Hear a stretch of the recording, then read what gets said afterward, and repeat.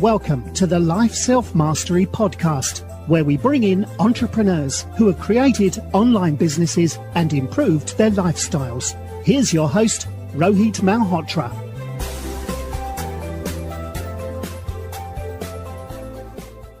Hi everyone, I'm Rohit from lifeselfmastering.com, and today I'm excited to have Natalie Sisson, who's known as a Suitcase Entrepreneur because since 2006, she's been traveling the world and living out of a suitcase while running an awesome business. She's a writer, author, speaker, blogger, and down-to-earth entrepreneur. Natalie has been living around the world for past 6 years and has been to more than 17 countries while running her business.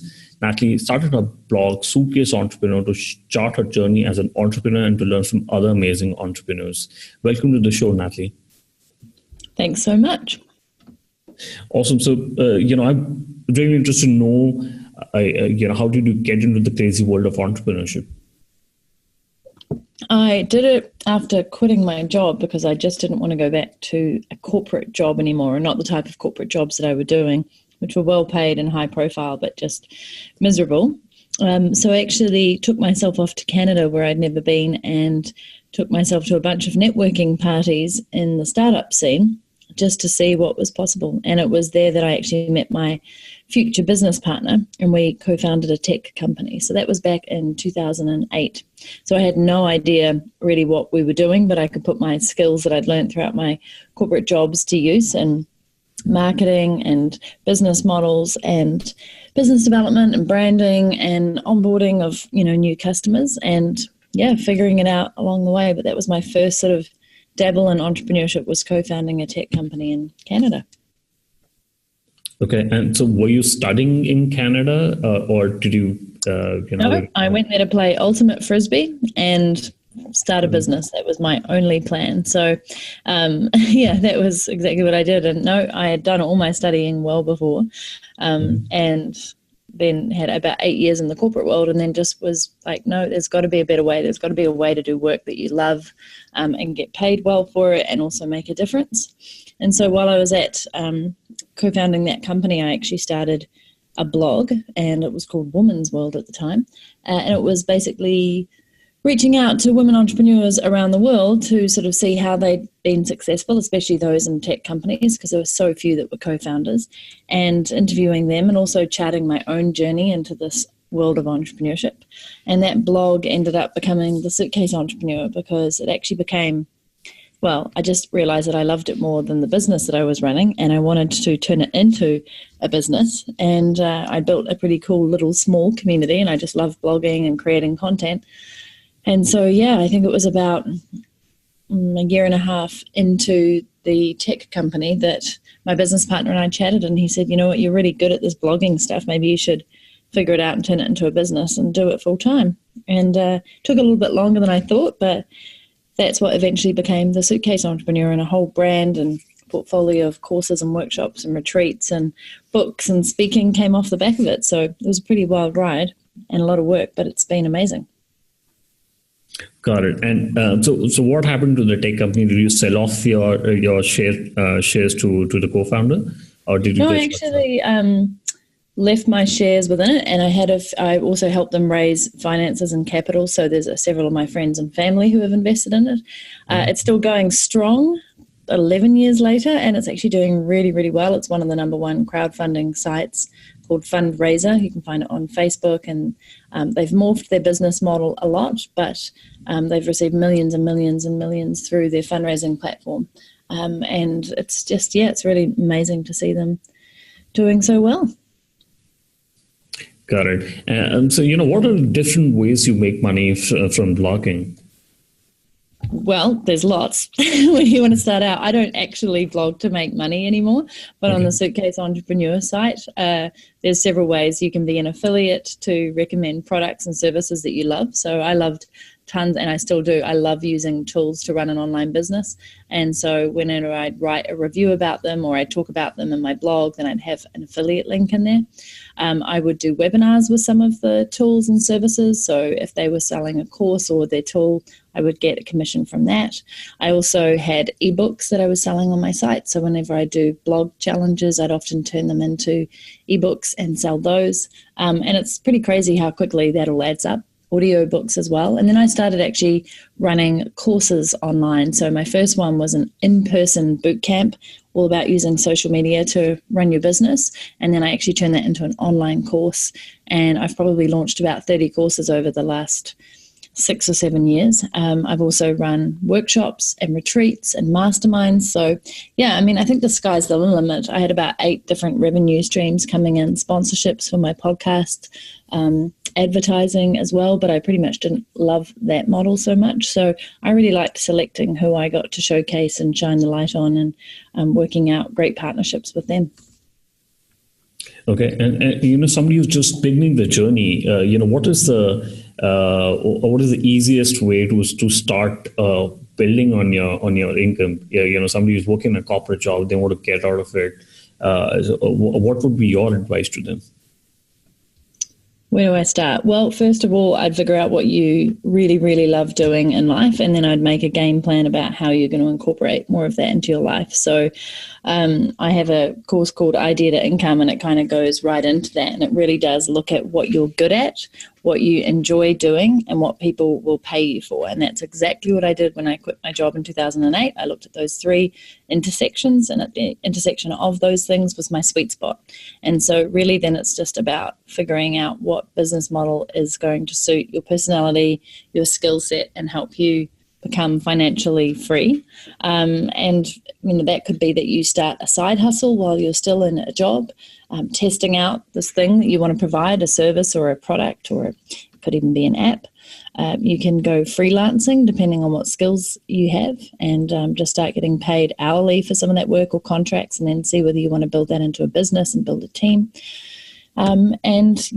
Or you could just go full on into starting a business. But I think there's just more opportunity than ever today to start small and experiment and do it quite cheaply without having to invest tons, and see what works, and then continue to experiment and work on that until you've got a viable business model that really suits you and your lifestyle, which is the most important thing.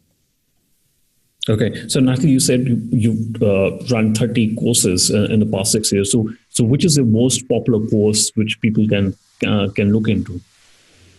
It's called the Freedom Plan, actually, and it's the same name of my book that I brought out a couple of months ago. So that program became so popular, and there was so much that people learnt in it, that I then distilled some of the best bits into this book, because I really felt like more people should be learning it. It's still my most popular course to date. It just really covers off on your mindset, your business and lifestyle, and how to make all of those things merge so that you're living your best life. But it's also really about people who don't want to be working super long hours for very little money. It's all about how do you actually allow your business to run without you? How do you streamline it? How do you systemize it so that it's profitable and purposeful, but it's not taking over your life? Okay, and what is the best way to sell a course or an information product like an ebook? Personally, these days, I use Teachable. I mean, there's about, I don't know how many hundreds of different service providers now that allow you to have courses online. When I first started out, you had to integrate WordPress with another plugin, and then with a payment system, and then an affiliate system, and it was all quite clunky. And these days, there's things like Teachable and Thinkific and Kajabi, and all of them are essentially learning management systems that allow you to create a course online within minutes. So as long as you can shoot a video, you don't even need to do a video, you can talk over the top of a slide or slides, and you can even just have audio, you can even have just text-based courses, although they're not very interesting. But essentially, as long as you have a platform like Teachable, which I love because it's just super simple and easy to use, and you don't have to be technically minded, then you can be selling a course. All of them integrate now with payment platforms. They give you landing pages and sales pages. They allow you to upload your course content to them. You can be up and going in minutes, but actually creating a course that's worthwhile and teaches people really well, that's where you have to put in more effort and energy and really know your stuff.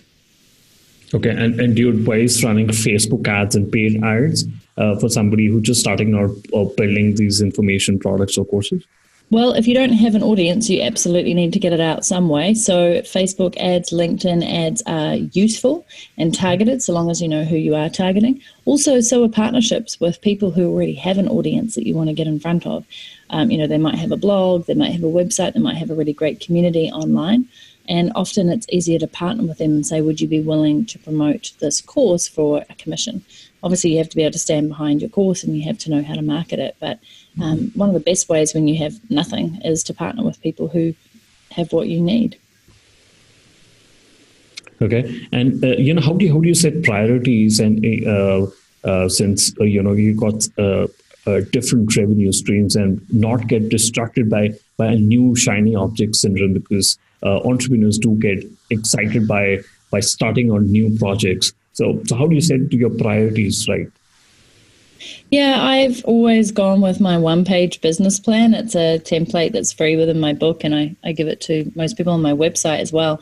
It's one page because I don't like things to be over the top and I don't like overwhelm, and it just focuses me in on my priorities at the start of every year. In fact, I usually do it in November, December. And why I love it is you can kind of set no more than 3 goals and 3 priorities for it. It also lists out your revenue streams and your expenses.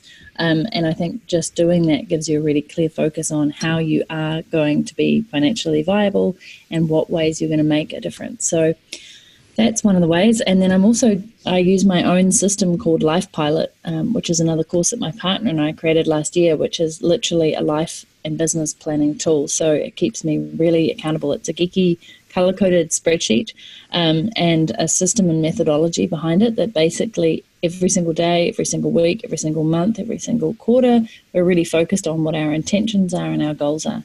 And that's across all areas of life. And that's just been a game changer for us. So that's what I use now. Got it. So, I want to talk about the books that you've written, which is The Suitcase Entrepreneur and Freedom Plan. Freedom Plan is what you've launched recently, but what made you write both the books, and whom are you targeting with these books? I think I spoke a little bit to the Freedom Plan earlier. So entrepreneurs who've been in business for a year or more, who are really working way too hard for way too little money and being stressed out. And, so many of us entrepreneurs start a business wanting freedom and these amazing lifestyles and to make an impact. And then quite quickly we get caught up in the operational day-to-day and the grind and the hustle, and it's just not fun. So it's really aimed at people who have kind of got to that point where they've done well, but they just think that there should be more for them, that business shouldn't be so hard all the time. So how do they set up systems and sales funnels? How do they build a team? It doesn't have to be big. How do they really take control of their life so that they're enjoying it? And how do they develop the mindset to just be, living the dream in many senses and focusing on why that matters? And then the Suitcase Entrepreneur is more for those people who want to sort of essentially quit their job or take their business and run it from anywhere in the world. So it really does help people who are just starting out to get a handle on what it's going to take, what it's going to cost them to get set up, ways in which they can monetize themselves, and then also how they can do that while traveling the world. So there's that one's more around travel and lifestyle and business. So 2 quite complementary books, but for different audiences, and there's tons of nuggets and practicalities in both of them. And I guess I wrote them because I've just learned so much and applied so much. And I also share case studies in my books of clients and people that I've come across who've just done really great work. And I think it's really important to shine the light on those people because they're great examples for people who are wanting to do the same. Absolutely makes sense. I want to talk about, what digital equipments are you using to run your office? Since you've been traveling for so many years, and you recently come back to New Zealand and have settled down at one place. So what digital equipments would a digital nomad use to run projects and the office? Yeah, I actually have a free toolkit on my Suitcase Entrepreneur website because there's just so many tools that I love. And when I think about tools, I really like to break them down into areas of your business. So, for example, your home office, so to speak, when you're doing that online, Google Drive is your repository for all your files and audios and videos and documents and living, breathing business plans, etc. Google Gmail and the G Suite is where you are able to do all your communications from. And then I break it down to like customer service, so Google Forms to be able to actually survey your audience. Maybe you're using a help desk like Zendesk, for example, to answer questions, etc. And then I like to think about what are you using for finances. So I love Xero for doing all my accounts. And, how are you getting paid? Is it Stripe? Is it PayPal? Right through into sales and marketing. So which are the tools that help you there? Like which are the tools that are helping you navigate social media so you can manage them better, save time and money like later. Being able to post to multiple sites and see the analytics. And that's kind of like the way that I love to think about tools, because I think people can get a little bit too caught up in them, and a lot of people sign up for so many things and then they don't end up using them. So I'm a big fan of less is more. And I can count on my hand probably about 6 tools that I use every single day without fail. And I could probably run my business just from them. So yeah, again, they're featured on my site in a free toolkit, and I do talk about tools a lot in both my books. Got it. You run your podcast for I think more than 6 years with more than 300 episodes. What is the best advice you can give to somebody like me who's a budding podcaster on how to grow the audience and how to keep getting keep reaching out to great guests like yourself? It's all about creating great content and turning up with energy. Like you are interviewing fabulous people, and it doesn't just stop at the interview. It's about really getting the best nuggets out of those people, being able to share snippets of that out there. And the more that you create valuable content that people want to listen to, the more people are likely to share it and share it with their friends. So there's a certain amount you can do on your side through marketing and promotion on social, but there's also just the aspect of creating great content that people want to listen to and want to learn from. And that's a craft and art in itself. And I think it takes time to get that right mix, and also finding the voice that you want and your special sort of unique talent is what I think sets podcasts apart. And I'm seeing these days more and more of them being super well produced, and they have an entire team of people doing the script writing and the editing, etc. And when you don't have that on your own side, then it's about what can you make do with that will set you apart. And it's just finding that unique sweet spot once again. Okay, and what is the best way to look for sponsorships for a podcast? Depends what you're looking for. At the end of the day, it's all about relationships. So knowing who your audience is, knowing which companies you'd really like to work with, and then honestly reaching out to them with a win-win solution. So the more you know about your podcast and its reach, the better you are able to talk to them about why it would be great to sponsor you, what benefits they're going to get back, and that it's a long-term relationship. So I've had some amazing sponsors over the years, and it also depends if you want to use sponsorship or if you want to promote your own products or be sponsor-free and go the route of like Patreon or Pledge Me or asking people to donate, because, podcasts cost money, as you well know, and they also cost time and effort. So I think it's just really being clear on which path you want to choose for how you'd like to be rewarded for all the effort that you're putting out. Okay, and what is the next big thing for you, and what are the areas in which you want your business to get into? I'm really excited this year about developing more of a portfolio career, which to me means I have my own business at nataliesisson.com, which is really around content creation. I've brought my podcast back in the last couple of weeks because I missed it. I vlog, I blog, and I have some online courses there, for example, the Freedom Plan, which people can, and Life Pilot that people can purchase. So just continuing to put out content, which is something I love. And that in itself, I guess, is sort of a personal brand business offering coaching as well. So there's coaching and courses under nataliesisson.com. And then I actually have started a a side hustle this year called Beyond the Book, and it's not online anywhere, but I'm helping out authors to go beyond their book, as in how do you monetize further than just publishing a book? How do you create courses, get speaking gigs, etc.? So I'm working with a couple of customers with done-for-you services for that and coaching. And then also just taking, because I really want this year to learn and expand and put my skills into other people's businesses. I think I've had a lot of fun applying it to mine, and there's a part of me that wants to help other businesses. So I'm doing, where possible, just a few small contracts that really light me up, that let me expand on my skills, but help other businesses that are change makers that I believe in. So it's going to be an interesting year juggling that. And I'm just really happy that I have great systems, and I'm just sort of working my way through what effort and time is needed for each of those and batching the tasks. So it's going to be a good, challenging year. Okay, so the next segment is what I call the top three, where I ask the top three questions, and you can answer back in, say, 60 seconds or less. So are you ready to start? Yeah. Yeah. So what's your favorite business book and why? It's probably been mentioned a lot. I really still do love Think and Grow Rich by Napoleon Hill. It's a classic. Obviously, it was written absolutely ages ago, but it's got timeless principles that you can apply to your life and business, and it's all about mindset, which is ultimately the thing that makes us successful or not. Okay, and if you could go back in time when you started working on your business, what is the one thing you would have focused on? I would have focused on having a product or service to sell. I spent about 6 months building community, which was great, but I didn't have an email list. So I would have focused on having an email list and a funnel so that I was able to then be able to actually earn money for all the work that I was putting in. Got it. And what's your favorite online tool, for example, Gmail or Slack?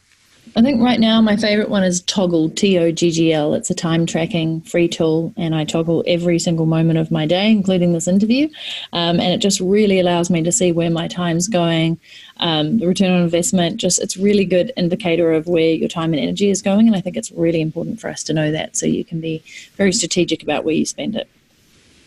Okay. And what is the best way people can reach out to you and get their hands on Freedom Plan?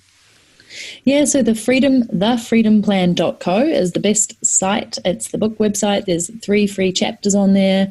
There's a free video course and more details of where you can buy it on Amazon and such. And also nataliesisson.com if they want to come say hi. That's where my vlog and podcast and everything lives. So I'd love for them to say hello.